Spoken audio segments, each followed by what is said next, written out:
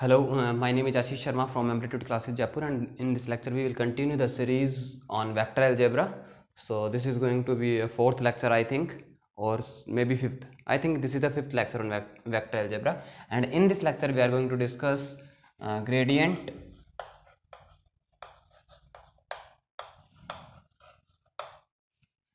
divergence,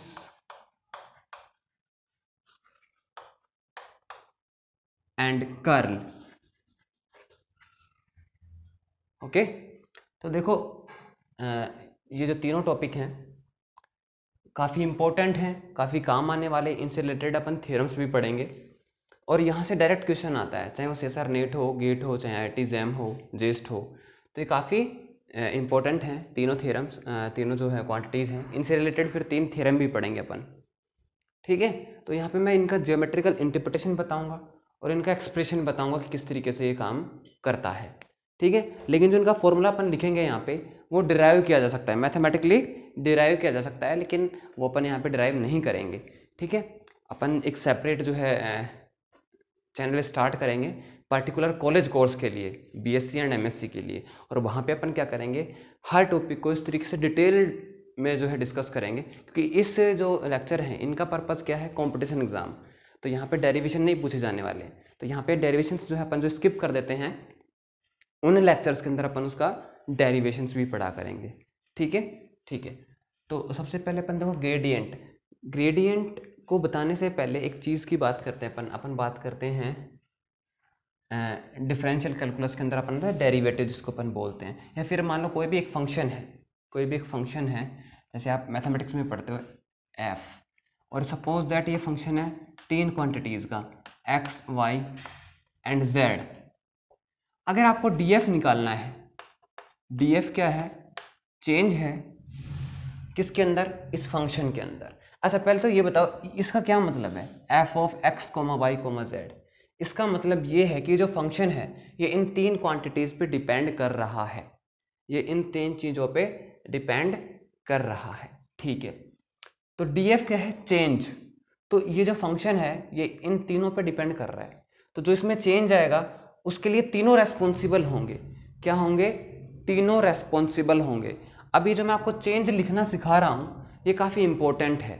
अगर आप MSc के स्टूडेंट हैं तो क्लासिकल मैकेनिक्स बिना ये चेंज लिखना कुछ नहीं है, इसी का खेल है सारा. थर्मोडायनेमिक्स ग्रेजुएशन के अंदर तो ये चेंज जो लिखना है ये सीखना है अपने आप को. अब इसको समझो आप कि जो फंक्शन है 3 चीज़ों पे डिपेंड कर रहा है, x, y और z. ठीक है, अगर मैं कोई भी काम है 3 लोगों को देकर चला जाता हूँ कि भैया ये काम जो है ये आपको ख़त्म कर देना है, और मैं 2 घंटे 3 घंटे या 5 घंटे बाद वापस आता हूँ और देखता हूँ कि काम मेरा कंप्लीट है. ठीक है, अच्छा तो क्या मैं ये बता सकता हूँ कि उन तीनों में से किसने अच्छा काम किया था या किसने बेकार काम किया, या हो सकता है कोई एक जो नेतागिरी किया हो, सिर्फ है ना, सिर्फ कमांड दिए हो कि तू कर ले, ये कर ले, वो कर ले, और उसने कुछ भी नहीं किया हो. तो अपन कैसे पता लगा सकते हैं, अपने को अगर ये डिस्टिंग्विश करना है तो अपन क्या कर सकते हैं, अपन तीनों को सेपरेट काम दें अलग अलग, और उसके बाद अपन उनके काम को क्या करें, एवेल्यूएट करें, देखें, ऑब्जर्व करें कि किसका कितना क्या इफेक्ट आ रहा है. समझ गए, मतलब मैंने तीनों को अलग अलग काम दिया, तीनों ने काम किया और तीनों काम को मैंने देखा कि हाँ इसने इतनी देर में इतना काम किया, इसकी क्वालिटी इतनी थी इस काम की, इतना बेहतरीन तरीके से किया. ठीक है, तो वैसे ये चेंज है, और चेंज किस पे डिपेंड कर रहे हैं, इन तीनों क्वांटिटीज़ पे. तो देखो टोटल डेरिवेटिव तो क्या होता है, जैसे dy बाई डी एक्स एक टोटल डेरिवेटिव है. एक अपना मैथमेटिक्स के अंदर होता है पार्शियल डेरिवेटिव, जैसे del y by del x. Partial derivative का क्या मतलब होता है कि ये जो डेरिवेटिव है इसके अंदर जितने भी वेरिएबल हैं ये सबको डिफ्रेंशिएट करेगा, लेकिन पार्शियल का मतलब क्या है कि सिर्फ x से जो रिलेटेड क्वांटिटी है उन्हीं को डेरिवेट करेगा ये. ठीक है, अच्छा इसीलिए चेंज लिखते टाइम किसका यूज करते हैं, पार्शियल डेरिवेशन का. तो ये देखो ये क्या हो गया, del f upon delta x. ये क्या हो गया, रेट ऑफ चेंज. भाई डेल अपॉन डेल x है तो रेट हो गया ना, दर हो गया ना, rate of change in f related to x, सिर्फ x, पार्शियल डेरिवेटिव है ये. ठीक है, तो ये तो रेट ऑफ चेंज हो गया, अपने को तो चेंज चाहिए, तो into d x plus del f upon del y d y plus del f upon del z d z. Is that clear, okay. तो ये क्या हो गया, चेंज आ गया, क्या आ गया, चेंज। अच्छा, अब देखो मैं इसको इस तरीके से लिख सकता हूँ क्या, डेल एफ कार्टेशियन के अकॉर्डिंग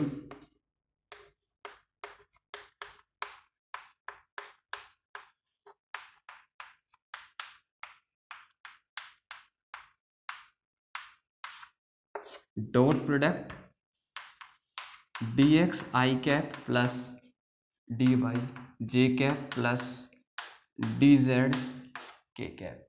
अच्छा, तो ये जो क्वांटिटी है, देखो इनका डॉट प्रोडक्ट करोगे तो ये टर्म आने वाली है, i cap dot i cap 1 हो जाएगा del f upon del x d x, same यही क्वांटिटी आ जाएगी। ये क्या है आपका डी आर वैक्टर या लेंथ वैक्टर कह सकते हो आप इसको, लेंथ एलिमेंट कह सकते हो, ठीक है, लेंथ एलिमेंट। तो ये क्या हो गया आपका d f is equals to nothing but del upon del x I cap plus del upon delta y J cap plus del upon delta z के कैप, और ये एफ जो फंक्शन था आपका, इसको मैं बाहर लिख लेता हूँ, डॉट ये क्या है, ये कुछ नहीं है, आप इसको डिस्प्लेसमेंट वेक्टर लिख सकते हो या लेंथ एलिमेंट लिख सकते हो, डी आर वैक्टर, अरे डी आर वैक्टर ही है ना ये।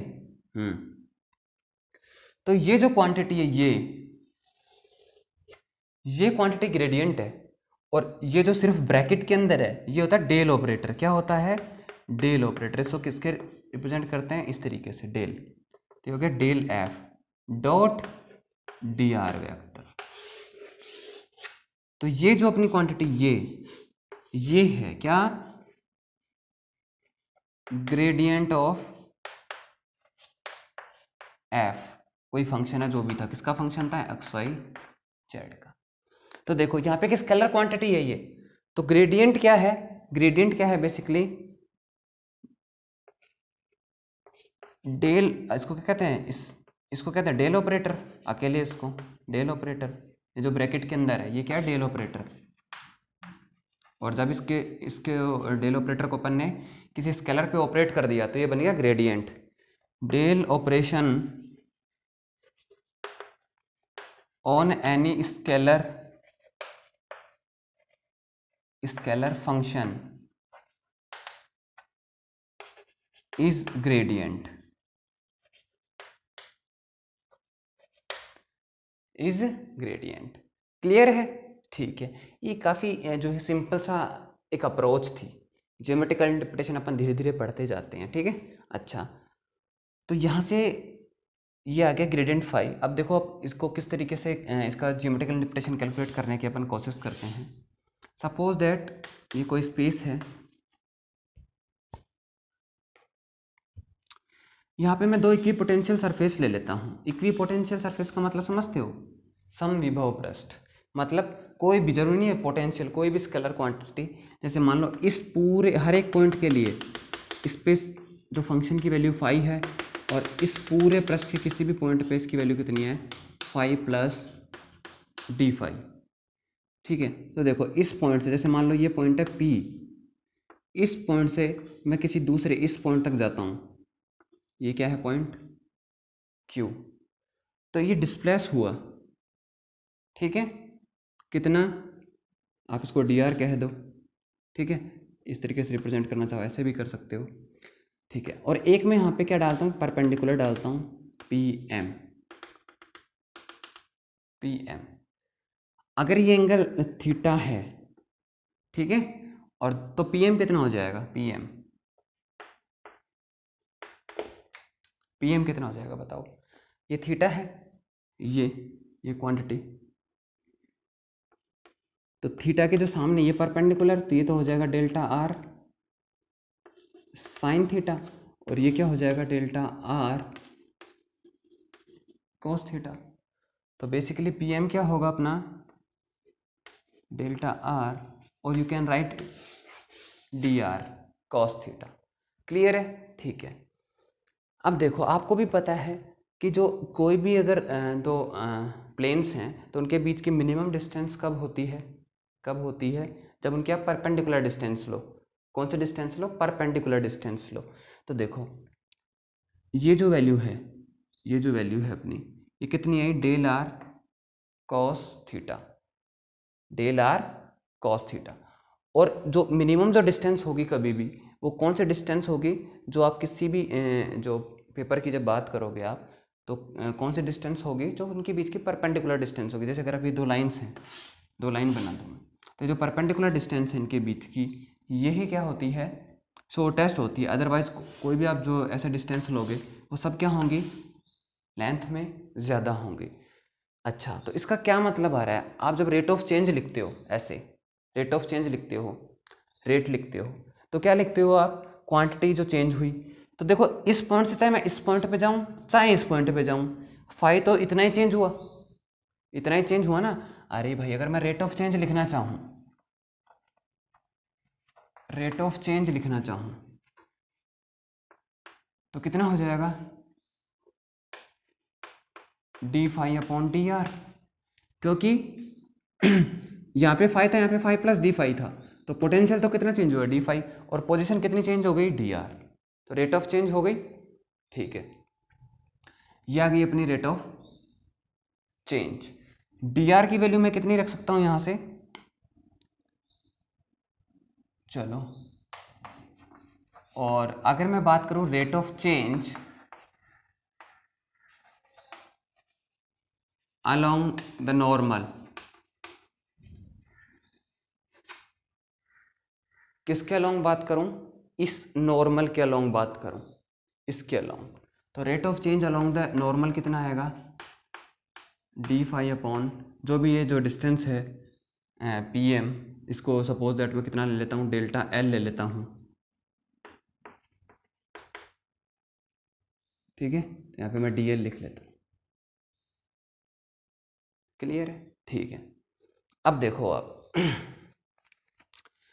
अगर यहाँ से मैं एक चीज़ देखूँ क्या, कि जो डेल्टा एल है ये है डेल्टा आर कोस थीटा, तो मैं डेल्टा आर को कितना लिख सकता हूँ, delta L upon cos theta, ये लिख सकता हूँ। ठीक है, ये क्या है, rate of change along the normal है, D phi upon D L, और ये क्या है, rate of change along any arbitrary direction, along P R लिख लेता हूँ मैं, sorry P Q, along P Q है, पी क्यू क्या है, एक आर्बिट्रेरी डायरेक्शन है।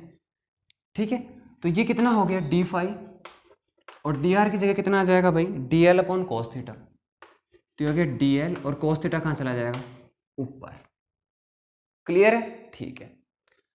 तो rate of change along P Q कितना आ गया, D phi upon D L cos theta, और rate of change along the normal कितना आ गया, D phi upon D L. तो ये दोनों बराबर कब हो सकते हैं, जब थीटा इक्वल्स टू जीरो हो जाए, जब थीटा इक्वल्स टू कितना हो जाए, जीरो, कितना, जीरो। अब थीटा इक्वल टू जीरो होने का क्या इंटरप्रिटेशन है, देखो ये रेट ऑफ चेंज है अलोंग पी क्यू, मतलब कोई भी आर्बिट्रेरी डायरेक्शन के अलोंग है, कोस ये तो फिक्स है, डी फाई फिक्स है, डी एल क्या है, परपेंडिकुलर डिस्टेंस, क्लियर है। कोस थीटा की वैल्यू वेरी करती है कहां से लेके कहां तक, -1 टू +1। इसका मतलब कोस थीटा की वैल्यू मैक्सिमम कब होती है, मैक्सिमम कितनी होती है, 1, और कितनी कब होती है, 0 डिग्री पे। इसका मतलब अगर मैं कहूं maximum rate of change along any arbitrary direction, along P Q, यानी पी क्यू के आर्बिट्रेरी डायरेक्शन ही तो है, तो ये हो जाएगा, और मैक्सिमम का मतलब कब, थीटा इक्वल टू 0, तो कितना आ गया, D phi upon D l, कितना आ गया, डी एल। मतलब maximum rate of change along any arbitrary direction is equal to the rate of change along the normal. क्या हुआ, मैक्सिमम रेट ऑफ चेंज, अधिकतम परिवर्तन की दर किसी भी यादृच्छिक दिशा में, किसी भी मनचाही दिशा में, आर्बिट्रेरी का मतलब अपनी इच्छा से कोई भी, क्योंकि ये देखो अपनी मैंने इच्छा से लिया है, थीटा डिफाइन ही नहीं किया था।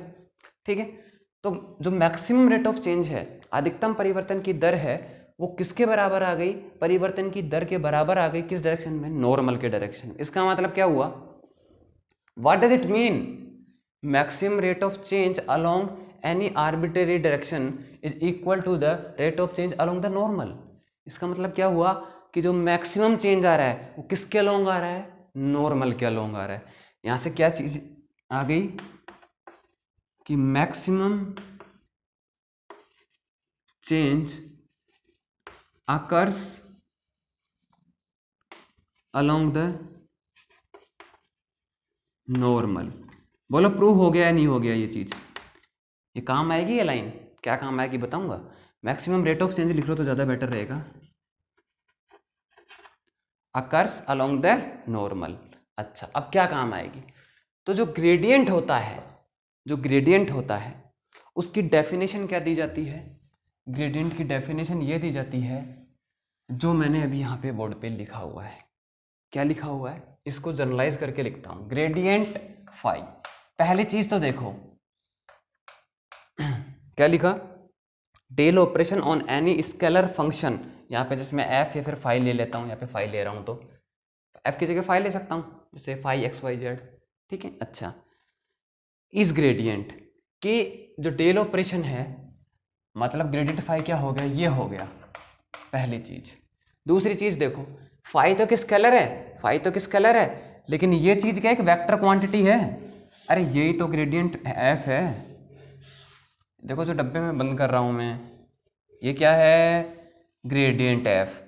तो देखो आई कैप जे कैप के कैप आ रहे हैं ना, अरे ये ग्रेडियंट एफ है, तो एक वेक्टर क्वांटिटी है। तो फाई तो स्केलर है, लेकिन एक कंप्लीट क्वांटिटी क्या है? एक वेक्टर है। पहली चीज तो ये क्लियर। ग्रेडियंट क्या है? डेल ऑपरेशन किसी भी स्केलर पे, ठीक है। आगे देखो, हाँ आगे देखो, तो ग्रेडियंट फाई को किस तरीके से डिफाइन किया जाता है? Maximum rate of change in any scalar function, in any scalar function phi is called gradient, is called gradient. क्या कहा मैंने? Maximum rate of change in any arbitrary scalar function is called gradient. कि कोई भी जो अदिश फलन है उसमें अधिकतम परिवर्तन की दर ही क्या है? अपना ग्रेडियंट है। कि मैक्सिमम चेंज जो आ रहा है उसकी रेट ऑफ मैक्सिमम चेंज और किस डायरेक्शन में आ रहा है वो अपन निकाल चुके हैं, वो ही क्या है? ग्रेडियंट है। अच्छा, तो मैक्सिमम रेट ऑफ चेंज किसके बराबर है? Change in the direction of normal. Maximum rate of change equal to the change in the normal direction. इसका मतलब क्या हुआ कि ग्रेडियंट की डायरेक्शन किस डायरेक्शन में होती है? हमेशा नॉर्मल की डायरेक्शन में होती है। किस डायरेक्शन में होती है? नॉर्मल की डायरेक्शन में होती है, लंब की दिशा में होती है। क्लियर है? तो ये सारी एक एक पॉइंट करके मैं बातें लिखता जाता हूँ। इतनी सारी चीज़ें आपको क्या करना है, अगर आप चाहो तो स्क्रीनशॉट ले सकते हो, आप उतार सकते हो, क्योंकि जो नोट्स मैं आपको प्रोवाइड कराऊंगा वो लास्ट ईयर के हैं। लास्ट ईयर जब मैंने क्लासरूम में पढ़ाया था, और ये मैं क्या होता है कि जब भी मैं पढ़ाता हूँ तो मैं हर क्लास के अंदर, हर सेशन के अंदर मैं कुछ नया जो है ऐड करते हुए चला जाता हूँ। तो हो सकता है आपको कुछ नई चीज़ें मिल जाएँ। मोस्ट ऑफ चीज़ें आपको पुराने जो नोट्स मैं ग्रुप के अंदर शेयर करूँगा उसमें मिल जाएंगी, लेकिन कुछ सारी चीज़ें जो हैं नहीं मिलेंगी, ठीक है। हाँ, तो ये आपकी चॉइस है, आप चाहो तो, अदरवाइज आप जो है लेक्चर के साथ साथ भी जो नोट्स बना सकते हो। तो देखो, अब पॉइंट टू पॉइंट बातें लिखते हैं।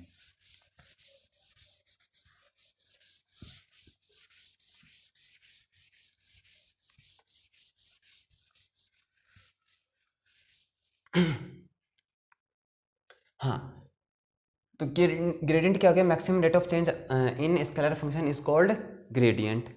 अच्छा, तो मैक्सिमम चेंज क्या किस डायरेक्शन में आ रहा है? नॉर्मल की डायरेक्शन में आ रहा है। इसका मतलब ग्रेडियंट की डायरेक्शन क्या होगी? नॉर्मल की डायरेक्शन होगी। तो पहली चीज क्या आई कि मैक्सिमम, ये लो रुको एक minute, gradient phi. Gradient phi क्या है? Del phi, del operation on phi. और ये क्या है? Maximum rate of change in phi. और ये क्या है? Rate of change in phi along the normal. कि नॉर्मल की डायरेक्शन में, लंब की दिशा में जो परिवर्तन की दर है वो ही दर अधिकतम दर होगी, और अधिकतम दर को ग्रेडियंट कह रहे हैं। ध्यान देना, maximum rate of change in phi is gradient and rate of change, इसमें मैक्सिमम नहीं है, rate of change in phi along the normal. क्योंकि जैसे ही आपने ये वर्ड जोड़ा तो ये क्या बन गया? रेट ऑफ चेंज मैक्सिमम ही बन गई। क्यों? क्योंकि मैक्सिमम रेट ऑफ चेंज किसके बराबर है? Rate of change along the normal के बराबर है। क्लियर है? ठीक है। इसका मतलब क्या हुआ, direction of gradient is always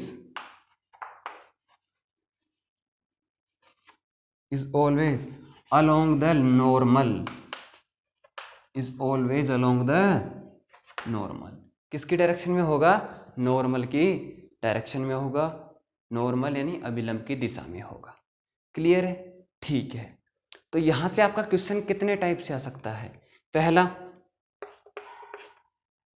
वो आपसे क्या पूछे डायरेक्ट कि ग्रेडियंट बताओ, फंक्शन दे दे, क्या कह दे, इसका ग्रेडियंट बताओ। दूसरा क्या कह दे,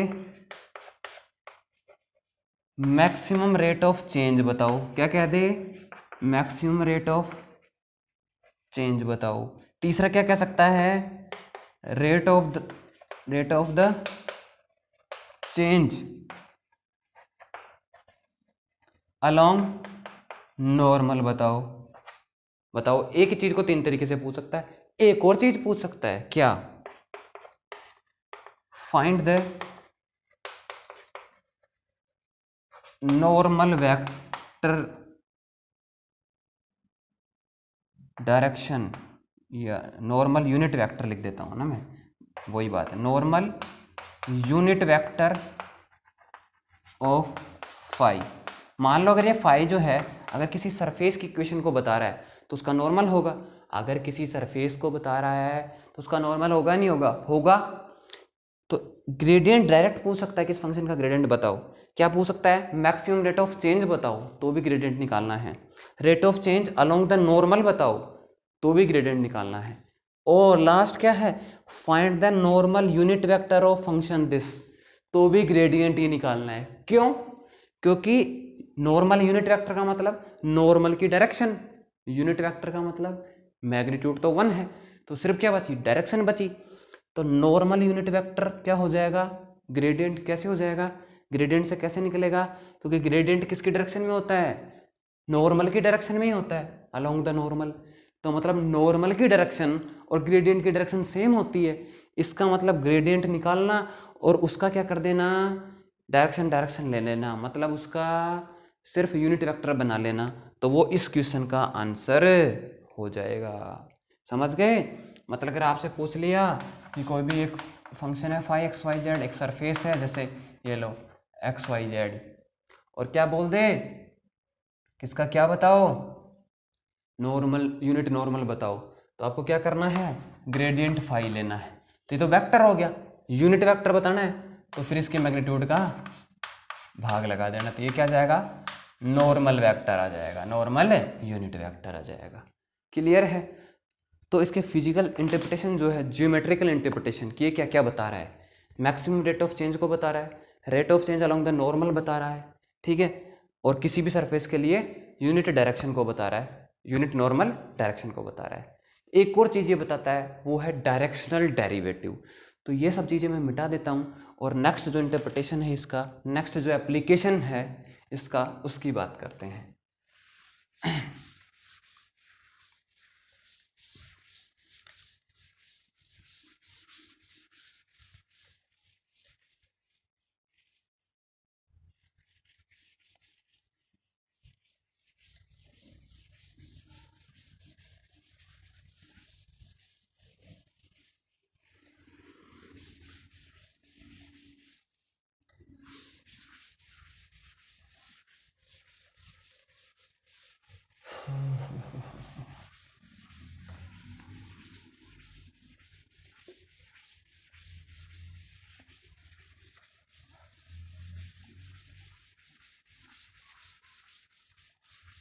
और पेशेंस रखना है आपको, सिलेबस जो है कंप्लीट करवा दूंगा। जो जैम के स्टूडेंट है, जो गेट के स्टूडेंट है, उनको तो कोई इशू ही नहीं है।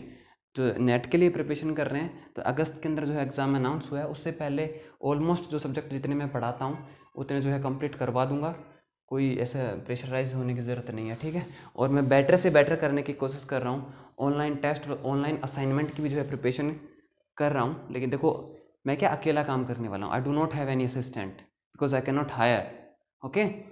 सो थोड़ा टाइम लगता है चीज़ें मैनेज करने में। बाकी जो है आपको मैं बेस्ट से बेस्ट देने की कोशिश करूँगा।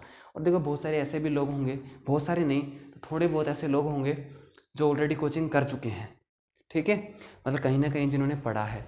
तो आज मेरे दिमाग में आइडिया आया कि मैं ये पूछूं कि आपने जितनी भी फीस 20,000 25,000 या 30,000 पे किए और उसके बाद जितना सीखा और जितना यहाँ से आप सीख रहे हो, है ना, क्योंकि मैं एनालॉग जो है पढ़ा रहा हूँ, वेक्टर अलजेब्रा चल रहा है, इसके बाद ईडी स्टार्ट कर दूंगा, मॉडर्न फिजिक्स भी स्टार्ट कर दी है, सॉलिड स्टेट चल रहा है, क्लासिकल के भी जो है प्रॉब्लम्स जो है डिस्कस की गई हैं, ठीक है। तो आपको हमें ये बताना है कि क्या मतलब हमारी क्वालिटी उस लेवल की है या नहीं है जो आप 30,000 में जो कोचिंग वाले जो है प्रोवाइड करते हैं, ठीक है। तो आपको ऑनेस्ट ओपिनियन देना है। अगर आप कहते हो कि है तो भी हम इम्प्रूव करेंगे, हम उनसे बेस्ट लेवल ले जाने की कोशिश करेंगे। जो आपको 30,000 में दे रहे हैं हम उससे बेटर ले जाएंगे फ्री ऑफ कॉस्ट कोर्स के अंदर। और अगर आप कहोगे कि नहीं भाई बेकार है और ये इम्प्रूवमेंट होनी चाहिए, तो आपको हमें इम्प्रूवमेंट बताना, हम पूरी कोशिश करेंगे कि हम अपने आप को इम्प्रूव कर सकें। क्लियर है? चलो अब अपन बात करते हैं किसकी, डायरेक्शनल डेरिवेटिव की।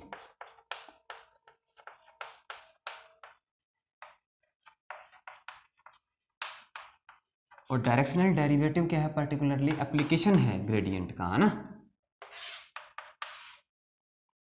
क्लियर है? चलो तो देखो इसको, डायरेक्शनल डेरिवेटिव क्या बताता है। डायरेक्शनल डेरिवेटिव, डेरिवेटिव मतलब अवकलज, है ना, और डायरेक्शनल मतलब पर्टिकुलर किसी डायरेक्शन के अंदर।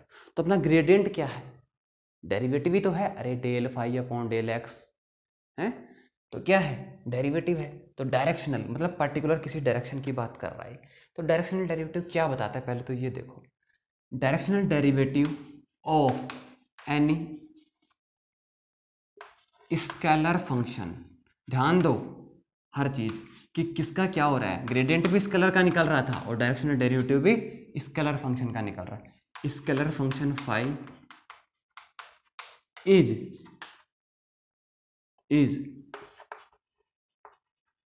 change in the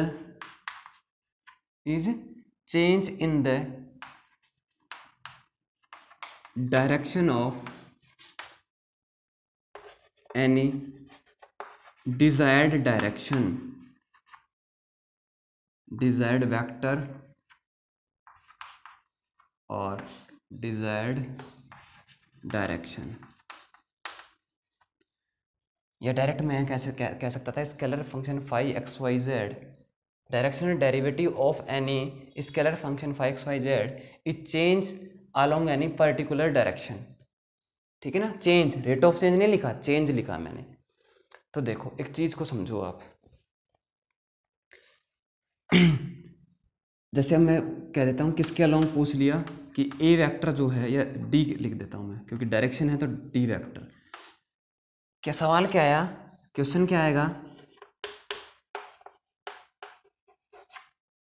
find the directional derivative of phi x y z along d vector, मतलब इसकी डायरेक्शन में, इसकी दिशा में, इसमें कितना चेंज है, वो ही क्या है, डायरेक्शनल डेरिवेटिव है। या फिर डायरेक्ट ऐसे पूछ सकता था, find the change of x y z along d vector, ये भी डायरेक्शनल डेरिवेटिव है। तो देखो कैसे निकाल सकते हैं अपन। तो आप मेरे को ये बताओ ग्रेडियंट फाई क्या होता है, gradient fi rate of change along the normal, क्या होता है, rate of change along the normal, या फिर आप कह सकते हो maximum rate of change along the normal, यही बात। और sorry, maximum rate of change कहोगे तो नॉर्मल लिखने की जरूरत नहीं है क्योंकि नॉर्मल और मैक्सिमम रेट चेंज इंटरकनेक्टेड है। तो क्या क्या है ये, rate of change along the normal है, या फिर आप कह सकते हो मैक्सिमम रेट ऑफ चेंज है। लेकिन यहाँ पे अपने को डायरेक्शनल डेरिवेटिव निकालना है अपने को, और वो भी किस डायरेक्शन में, इस डायरेक्शन में। तो ये क्या है कि इस क्वांटिटी का इसके अलोंग कितना चेंज आया, इसका इसके अलोंग चेंज आने का मतलब क्या है कि इसका इसके अलोंग कितना कंपोनेंट है। जैसे मान लो ये एक्स डायरेक्शन है, ये वाई है, ये जेड है, और ये कोई वेक्टर है ए वेक्टर, और कोई आपसे पूछ ले एक्स कैप के अलोंग इसकी वैल्यू कितनी है, तो कैसे निकालते हो आप, प्रोजेक्शन से। कैसे निकालते हो, प्रोजेक्शन से। कैसे निकालोगे, ए वेक्टर डॉट एक्स कैप मतलब आई कैप, ऐसे निकालोगे ना। तो ए वेक्टर डॉट आई कैप का मतलब ए एक्स, मतलब एक्स के अलोंग कितना आ गया, ए एक्स। तो डायरेक्शनल डेरिवेटिव बिल्कुल यही है। डायरेक्शनल डेरिवेटिव क्या है? Projection of gradient along the direction D. क्या है? Projection of gradient along the desired direction, जिस भी डायरेक्शन में इसने पूछा है। तो gradient phi dot D cap, D cap क्यों लगा रहा हूँ? क्योंकि यहाँ पे सिर्फ डायरेक्शन लेनी है। अगर ये मान लो ये यूनिट वेक्टर दे देता था तो बहुत अच्छी बात है, नहीं देता है तो आपको ये यूनिट वेक्टर बनाना पड़ेगा। Unit vector along of desired direction, जिस डायरेक्शन में आपको को चेंज जो है पूछा है। तो क्या हो गया? डायरेक्शनल डेरिवेटिव हो गया of phi along d vector, along d vector. तो क्या करना है आपको? अगर कभी भी फाई का डायरेक्शनल डेरिवेटिव पूछ ले डी वेक्टर के अलोंग, तो पहले इसका ग्रेडियंट लेना है। ग्रेडियंट लेने के बाद जो डायरेक्शन दी है उस डायरेक्शन के यूनिट वेक्टर से डॉट प्रोडक्ट करना है, क्योंकि डॉट प्रोडक्ट यूनिट वेक्टर के साथ डॉट प्रोडक्ट क्या कहलाता है? प्रोजेक्शन कहलाता है। और प्रोजेक्शन क्या होता है? Component along that direction. अरे ए वेक्टर डॉट आई कैप का मतलब क्या हुआ? ए वेक्टर का एक्स कैप के अलोंग प्रोजेक्शन। और प्रोजेक्शन क्या है? कि इसके अलोंग इसमें कितनी वैल्यू ले रहा है ये। तो वही तो बात हो गई है कि जो ग्रेडियंट फाई है, रेट ऑफ चेंज है, इसके अलोंग कितनी वैल्यू ले रहा है, यही तो पूछा है। तो देखो एक और चीज, डॉट प्रोडक्ट है मतलब ये कैसी क्वांटिटी है? एक स्केलर क्वांटिटी है। मतलब डायरेक्शनल डेरिवेटिव कैसी क्वांटिटी आएगी? स्केलर क्वांटिटी आएगी। तो यहाँ से अपना जो ग्रेडियंट है उसके जियोमेट्रिकल इंटरप्रिटेशन और ये जो वैल्यूज़ हैं इसकी एप्लीकेशन वगैरह, किस तरीके से सवाल आ सकता है, वो सब कंप्लीट हो गए हैं। ठीक है, अब अपन नेक्स्ट चलते हैं डाइवर्जेंस पे, फिर कर्ल पे, फिर एक साथ इनके जो है फॉर्मूले बताऊंगा मैं, मैथमेटिकल फॉर्मूले, and after that we will discuss problems. ठीक है, चलो तो नेक्स्ट अपना है divergence.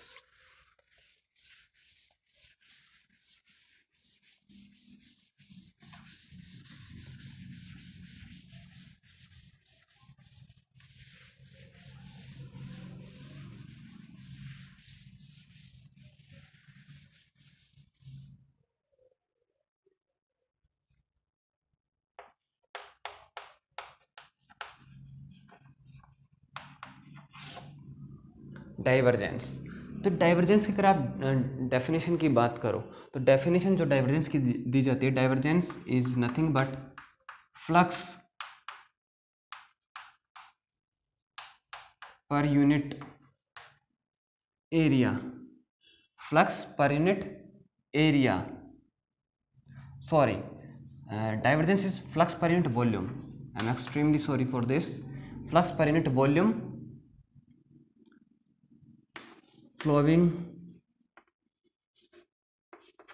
through a closed surface, through a closed surface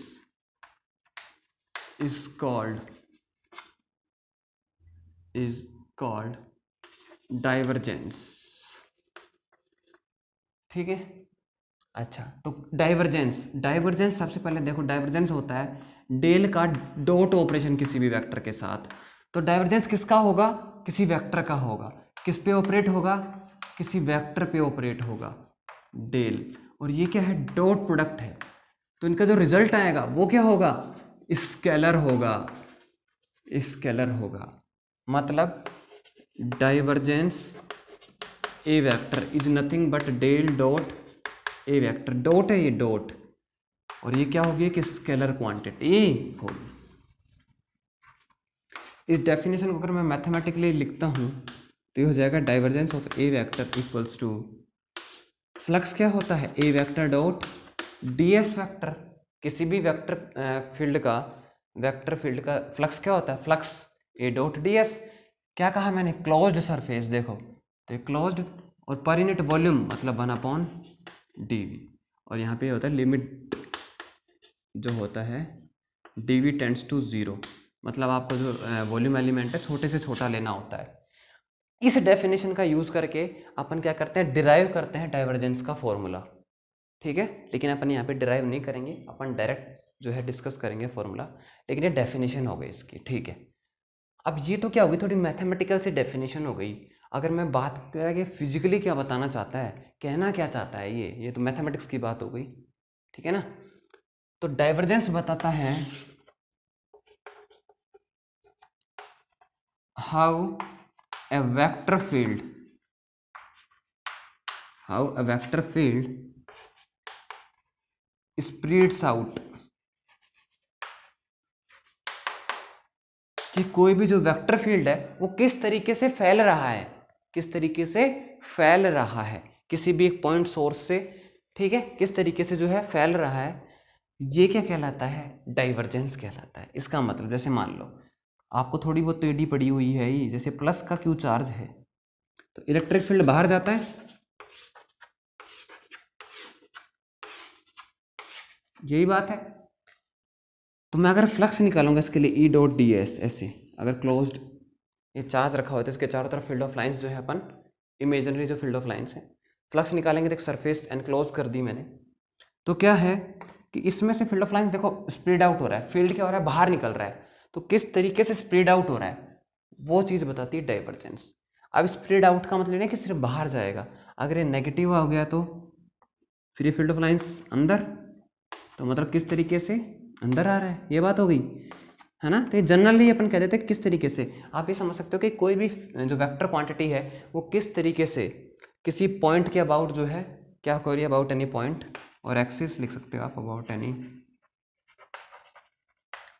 point और एक्सिस, किस तरीके से जो है ये फैल रहा है, कोई भी वेक्टर फील्ड किसी भी स्पेस के अंदर किस तरीके से फैल रहा है, किस तरीके से स्प्रेड आउट हो रहा है, उसी को अपन क्या कह देंगे, डाइवर्जेंस कह देंगे। तो अगर ये पॉजिटिव क्वांटिटी हुआ तो फील्ड बाहर की तरफ जो है स्प्रेड आउट हो रहा है, इसका मतलब क्या होगा कि डाइवर्जेंस पॉजिटिव है। कभी भी अगर डाइवर्जेंस पॉजिटिव है इसका मतलब क्या है कि वहाँ से जो है फील्ड बाहर स्प्रेड आउट हो रहा है, बाहर जा रहा है, बाहर फैल रहा है। इसका मतलब यहाँ पे क्या रखा हुआ है, सोर्स फील्ड को जनरेट कर रहा है। लेकिन अगर कभी डाइवर्जेंस नेगेटिव आ जाता है इसका मतलब क्या है, फील्ड अंदर आ रहा है, फील्ड क्या आ रहा है, अंदर आ रहा है, और फील्ड अंदर आ रहा है इसका मतलब क्या है, यहाँ पे क्या रखा हुआ है, सिंक है, क्या है, सिंक। सिंक का मतलब जो चीज़ें एक्सेप्ट करता है, जितनी भी चीज़ें आती हैं ना, अपन सिंक उसको बोलते हैं, ठीक है। और सोर्स का मतलब जो जनरेट कर रहा है। अगर कभी डाइवर्जेंस जीरो आ जाता है, डाइवर्जेंस कभी जीरो आ जाता है, इसका मतलब क्या है कि उस रीजन में या तो सोर्स और सिंक दोनों ही नहीं है, या फिर हैं, या तो सोर्स और सिंक दोनों ही नहीं है, या फिर हैं तो दोनों क्या है, इक्वल स्ट्रेंथ के हैं, इक्वल स्ट्रेंथ के हैं, ठीक है। जैसे मान लो यहाँ पे प्लस का क्यू भी है और माइनस का क्यू भी है, तो टोटल चार्ज जीरो हो गया, तो टोटल स्ट्रेंथ कितनी हो गई, जीरो, ठीक है। एक और चीज़ है इसका फिजिकल इंटरप्रिटेशन, अगर किसी भी वेक्टर का डाइवर्जेंस जीरो आ जाता है तो उस वेक्टर को कहते हैं सोलेनोइडल वेक्टर। क्या कहते हैं, solenoidal vector. If for any vector quantity a vector divergence becomes zero then a vector is called solenoidal vector। कौन सा वेक्टर, सोलेनोइडल वेक्टर। तो एग्जाम में क्वेश्चन आएगा कि चार ऑप्शन है, विच one of the following is a solenoidal vector, तो जो चार ऑप्शंस होंगे उसमें से जिसके लिए डाइवर्जेंस की वैल्यू जीरो आएगी वो ही क्या हो जाएगा, सोलेनोइडल वेक्टर हो जाएगा, ठीक है। जैसे फॉर एग्जांपल, जैसे डाइवर्जेंस जीरो होने का मतलब क्या है कि सोर्स और सिंक दोनों ही नहीं है, मतलब सोर्स फील्ड को बाहर निकालता है, सिंक फील्ड को अंदर लेके आता है। तो देखो आपने देखा होगा Maxwell equation, second Maxwell equation, divergence of b हमेशा क्या होता है, जीरो, क्योंकि मैग्नेटिक फील्ड ऑफ लाइंस हमेशा क्लोज लूप बनाती हैं, वो घूम के वापस वहीं आती हैं, तो बाहर तो निकलती हैं लेकिन लौट के वहीं आ जाती हैं, लौट के वहीं आ जाती हैं, तो जितनी बाहर जा रही उतनी लौट के वापस आ रही हैं, तो total divergence zero, total flux zero, b dot D s भी जीरो होता है क्लोज सरफेस के लिए, ठीक है। अच्छा, जिन्होंने बिल्कुल नहीं पढ़ा है वो भाई वेट करो, बताएंगे कि डाइवर्जेंस ऑफ बी जीरो होता है किस तरीके से होता है, ठीक है ना, मैक्सवेल इक्वेशन अपन डिस्कस करेंगे, ठीक है। तो ये हो गया अपना डाइवर्जेंस। अब अगला अपन आते हैं किसके ऊपर, कर्ल के ऊपर, किसके ऊपर, कर्ल के ऊपर।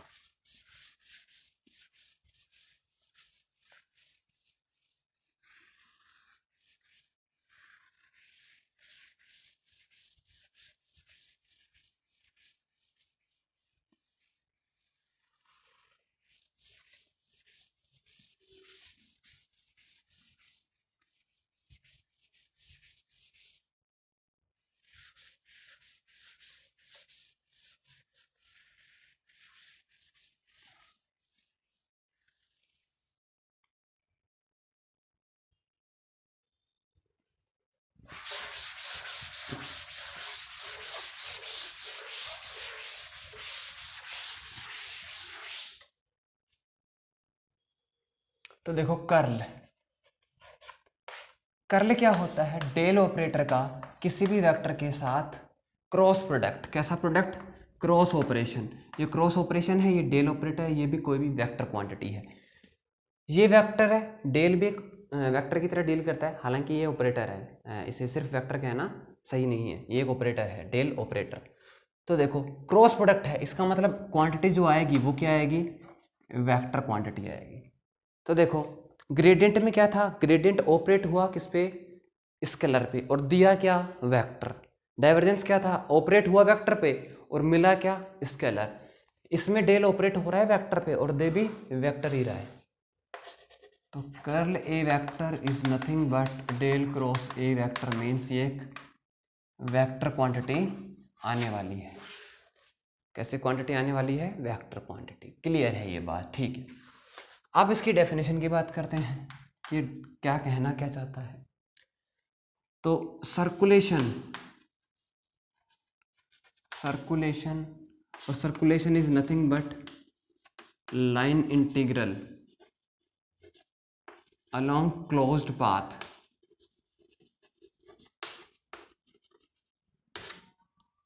circulation of any vector or I will call it per unit area, per unit area circulation of any vector is called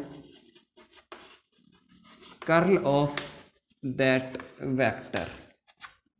तो देखो कर्ल ए वेक्टर क्या हो गया, सर्कुलेशन। सर्कुलेशन का मतलब होता है लाइन इंटीग्रल, वो भी किसके अलोंग, क्लोज्ड पाथ के अलोंग।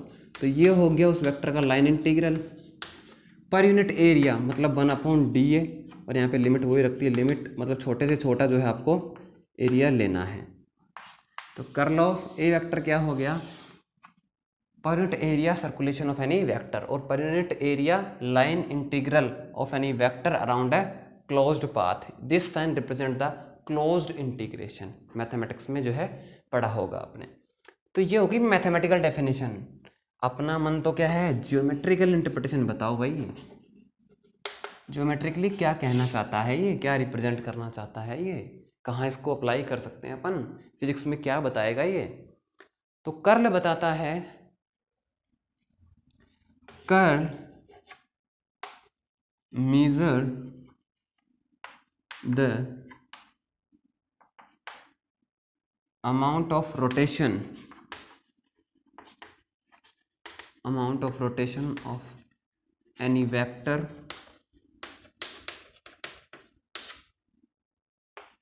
around a point और एक्सिस, कि कोई भी वेक्टर किसी पॉइंट या एक्सिस के अबाउट किस तरीके से जो है रोटेट कर रहा है, उसका कितना रोटेशन है, यही क्या बताता है, कर्ल बताता है। So curl basically, curl is all about how a vector quantity swirls around a point. Swirl और कर्ल ऐसे भी कह सकता है, how a vector quantity curls around a point, कि कर्ल का मतलब भी घूमना ही होता है। कर्ल का एक और सिनोनिम क्या है, स्वर्ल्स, स्वर्ल। ये भी डेफिनेशन आपको मिल सकती है कि how a vector swirls around a point is called curl of that vector. तो क्या बता रहा है, कितना रोटेशन है इसका किसी भी पॉइंट या किसी एक्सिस के अबाउट, ठीक है। अच्छा, इसका मतलब क्या हुआ कि अगर कर्ल 0 आ गया, इसका मतलब इसमें कोई रोटेशन नहीं है, कोई रोटेशन नहीं है, इसका मतलब क्या हो गया, इररोटेशनल वेक्टर हो गया। कैसा वेक्टर हो गया, इररोटेशनल वेक्टर हो गया। तो कई बार क्वेश्चन ये आता है एग्जाम के अंदर कि which one of the following is an irrotational vector, कि इनमें से कौन सा जो है इररोटेशनल वेक्टर है, अघूर्णी सदिश है। तो अगर कर्ल 0 आ गया तो इररोटेशनल वेक्टर है, और अगर कर्ल नॉन जीरो है, क्या है, नॉन जीरो, तो क्या होता है, वो रोटेशनल वेक्टर होता है। क्या होता है, rotational vector.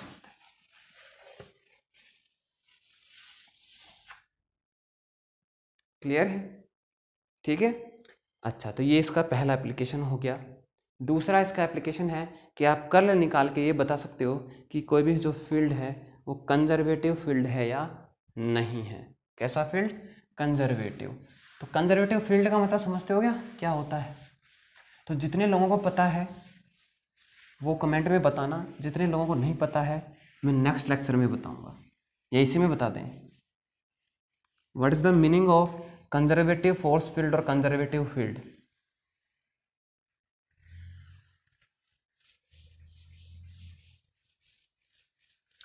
So conservative fields are those for which circulation or you can say work done is independent। अगर फोर्स है तो वर्क हो जाएगा, क्योंकि देखो सर्कुलेशन क्या होता है?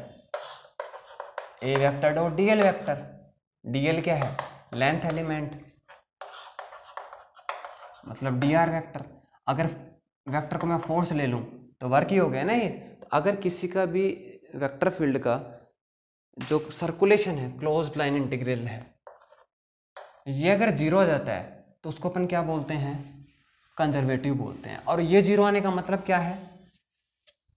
जीरो आने का मतलब क्या? क्लोज पाथ के लिए जीरो आ गया वर्क डन, इसका मतलब नेट डिस्प्लेसमेंट जीरो हो गया। मतलब आप जहां से चले आप वहीं लौट के आ गए तो डिस्प्लेसमेंट जीरो हो गया, तो वर्क डन जीरो हो जाएगा। किसके लिए? कंजर्वेटिव फील्ड के लिए। इसका मतलब कंजर्वेटिव फील्ड वो फील्ड है जो किस पे डिपेंड नहीं करते हैं? पाथ पे डिपेंड नहीं करते हैं। तो पाथ इंडिपेंडेंट जितने भी फील्ड होते हैं, जो पाथ से इंडिपेंडेंट होते हैं, वो सब क्या होते हैं? कंजर्वेटिव फील्ड होते हैं। मतलब जैसे मान लो आप ए से बी तक जा रहे हो, आप किसी भी रास्ते से जा रहे हो, लेकिन अगर कंजर्वेटिव फोर्स है तो हर बार आपका वर्क डन सेम होगा। अब ऐसा अपने डेली लाइफ में नहीं होता है। अपने जो फोर्सेज होते हैं डिसिपेटिव जो है फोर्स होते हैं, तो ऐसा नहीं है कि आप रोड पे चल रहे हो, अलग अलग स्कूल से घर जा रहे हो, कॉलेज से घर जा रहे हो, अलग अलग रास्ते से जाओगे तो सेम एनर्जी लगेगी, ऐसा नहीं है।